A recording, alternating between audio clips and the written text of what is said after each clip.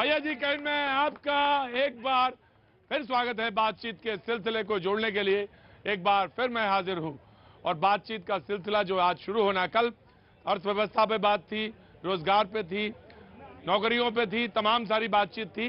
और आज का जो सिलसिला है जो शुरू होना है, बहुत सारे मुद्दे हैं, उन पर बातचीत हो सकती है, लेकिन आज हम मुद्दे पे बात करें उससे पहले वो तमाम सारे लोग जो यहाँ पे मौजूद हैं, मैं उनका शुक्रिया कहता हूँ। बहुत बहुत शुक्रिया, thank you so much sir, बहुत बहुत शुक्रिया। बहुत सारे तमाम सारे वो लोग आते हैं जो अपनी बात करने के लिए आते हैं। BHU डॉक्टर फिरोज की नियुक्ति के विरोध से बड़ी गर्माहट, पढ़ाई ठप, क्या बात है। तो आज मुद्दा यही रख लिया जाए। यही होना भी चाहिए।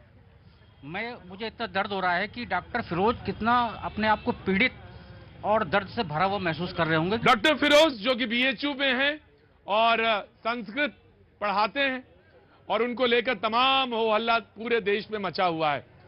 सवाल तो कल मैंने सुना था, कोई शख्स कह रहा था ये बात, और मैंने कल कहा था, प्रतिबंध लगाया था कि कोई बात नहीं करेगा इस पर, क्योंकि इसलिए नहीं क्योंकि वो टीचर और स्टूडेंट के बीच की बात थी या शिक्षा जगत से, क्योंकि वो मुद्दा कहीं से भी शुरू हो पहुंच वहीं जाता है जहां नहीं पहुंचना चाहिए।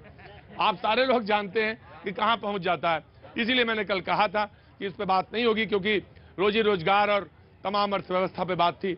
लेकिन साहू साहब, आप गाजियाबाद से आते हैं, रेगुलर व्यूअर है हमारे, यहां भी आते हैं आप, तो आज आपने कहा कि डॉक्टर फिरोज की नियुक्ति पर सवाल है, आपका पक्ष क्या कहता है? मेरे को ये कह रहा है कि जिन लोगों ने जहर घोलना था उन लोगों ने जहर तो घोल दिया है, और वो इस वक्त चुपचाप बैठ करके ये देख रहे हैं कि जहर का असर कितना होता है। क्या बात है। और निश्चित रूप से अगर इस प्रकार से किसी मुस्लिम शिक्षक को रोका जाएगा कि वो ना पढ़ाए, और केवल इसलिए कि ये संस्कृत का विभाग है और यहाँ पे जो है मुस्लिम नहीं होना चाहिए, केवल हिंदू होना चाहिए, ये तो बहुत ही बेवकूफ़ी भरी बात है।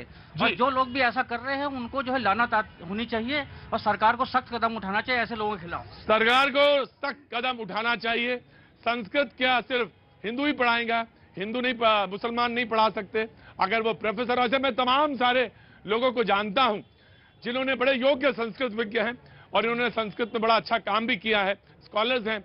मुझे आज याद पड़ता कि मैं बहुत बचपन की तो बात ये कहूं कि मैं 11वीं 12वीं कर रहा हूँगा, और उस जमाने में एक मैगजीन आया करती थी, धर्मयुग, और उसमें तमाम सारे लोगों के अच्छे स्कॉलर्स के लेख छपा करते थे और हिंदी जगत के तमाम सारे लोग, लब्ध प्रतिष्ठित लोग जो हैं वो छपते थे। उसमें एक विशेषांक निकला था और उसमें वो तमाम सारे लोगों का जिक्र था जिन्होंने जो अलग, मतलब अगर मुस्लिम है उन्होंने वेद पर काम किया है, उन्होंने संस्कृत पर काम किया है, उनका उल्लेख था। लेकिन मुझे पता नहीं चला कि इन 30-40 सालों में क्या कुछ तेजी से बदल गया और कितना बदल गया ये समझ में नहीं आया। एक जमाना ये था कि जब मैगजीन्स छापती थी, और आज ये स्थिति है कि इस पे पूरा का पूरा विवाद खड़ा हुआ है।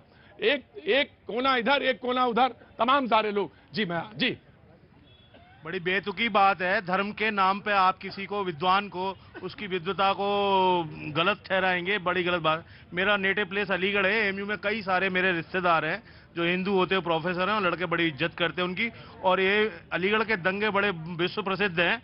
कभी विश्व प्रसिद्ध है? अच्छा, ताले से ज्यादा प्रसिद्ध है? ताले से भी ज्यादा।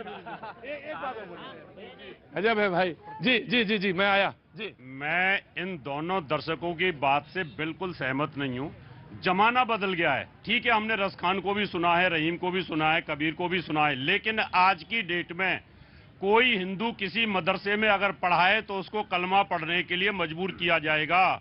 इसलिए आज की डेट में ये बहुत बिल्कुल नहीं गलत है। मैं आपको दावत देता हूँ, आप आइए, मेरी बात तो सुन लो। आप आइए, आप पढ़ाना शुरू कीजिए। क्यों नहीं? कोई हिंदू क्यों नहीं होता मदरसों में? अच्छा,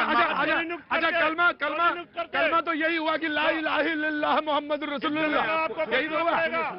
सुनिए ये देखिए, ये है हिंदुस्तान, ये है एक मैं आ गया, मैं आ गया। हाँ, ऐसे सैकड़ों मदरसे हैं जिसमें हिंदू टीचर हिंदी और इंग्लिश और मैथ पढ़ाते हैं। सकता हूँ, दावे के साथ कह सकता हूँ, कोई मदरसा दिखा दो जिसमें हिंदू हो, कोई मदरसा दिखाओ मुझे, लेके चलिए जहाँ पर कोई पढ़ाता हो।